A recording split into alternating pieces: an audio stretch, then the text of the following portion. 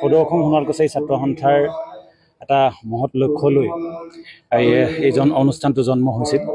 আৰু আমাৰ এই অনুষ্ঠানটোৰ লগত সংগতি ৰাখি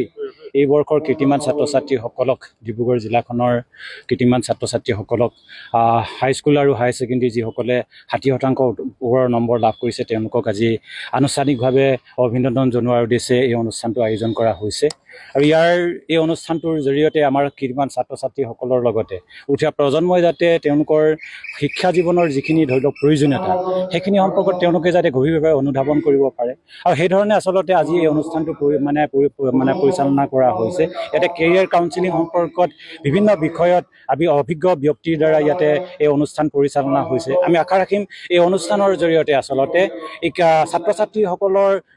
জীৱন ভৱিষ্যত যাতে নিৰ্মাণ কৰিব পৰাকৈ আচলতে তেওঁলোকে আচলতে সিদ্ধান্ত ল'ব পাৰে আৰু সদৌ অসম সোণোৱাল কছাৰী ছাত্ৰ সন্থাৰ এটা লক্ষ্য যে আমাৰ ছাত্ৰ ছাত্ৰীসকলক আমাৰ উঠি অহা প্ৰজন্মক সেইধৰণে আচলতে আমি নিৰ্মাণ কৰিবৰ কাৰণে এই যাত্ৰা অব্যাহত ৰাখিছোঁ। ডিব্ৰুগড় জিলাখনৰ প্ৰায় 450 ষ্টুডেণ্টে এইবাৰ ইয়াতে অভিনন্দন ল'বলৈ আহিছে। তেওঁলোকক আমি সদৌ অসম সোণোৱাল কছাৰী ছাত্ৰ সন্থাৰ মঞ্চৰ পৰা আন্তৰিক অভিনন্দন জনাইছোঁ।